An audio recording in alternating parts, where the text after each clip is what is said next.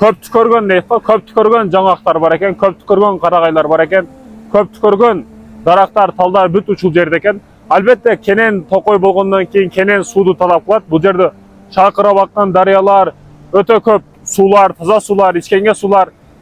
Бул жерде азыр көрсөтүшөт балдар, шаркыратмалар дагы көп экен.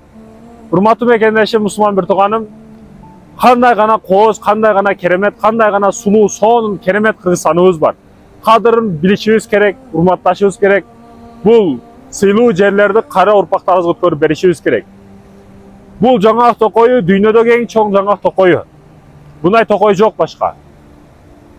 Эң сонун жерлер, эң таза агымдар, суулар бизде болсо, эң жакшы адамдар да бизде болуш керек. Бизде, урматтуу мекендешим, самолеттон туристтер түшсө, таксилер талашпастан кезеги менен баягы таксидеги адамдарды алса, туристтерди алса, талашпастан айткан жерине алып барып койсо, гостиницаларда сойкулук, арам иштер токтоп, жаман иштер болбостон, көчөдөгүлөр алдайым, сөгөмүн башка кылам, насеги, түкүрүү, какыруу деген болбосо, туристтер келип адамдардын бири-бирине жылмаюусу, бири-бирине болгон адамгерчилигин көрүп, бизде башка чоң зданиялар, 50 этаж, 100 этаж зданиялар болбосо дагы, башка Ташкент Ситидеги зданиялар болбосо дагы, Казакстандагы метро болбосо дагы, биз адамгерчилигибиз менен туристтерди жөнүнө тартып коебуз. Себеби бизде табияттан ушундай күчтүү жерлерибиз бар. Бул жерлерге адам чакыруу, бул жерлерде туристтерди тартуу үчүн урматтуу мекендешим, адамгерчилик керек. Адамды адам тартат, табият эмес. Ошондой экен, урматтуу мекендештерим, кээде угуп каласызбы? Мындай завод ачабыз деп келип Кыргызстанга келип, кийин Өзбекстанга кетип калыптыр.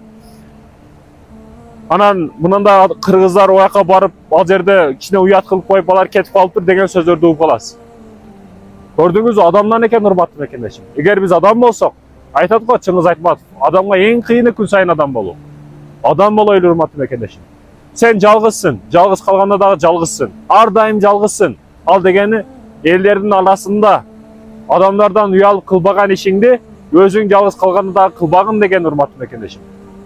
Көрө турган мындай токойлор бар, суулар бар, таштар бар. Эртең кыяматта ошо күбөлүк өтөт. Ошондой экен, адам болойлу, урматтуу мекендешим. Мындай табияттан болгон кооз, сулуу жерлерди сактайлы, Аллах Таарага шүгүрлөрдү айтайлы. Алхамдулилlah.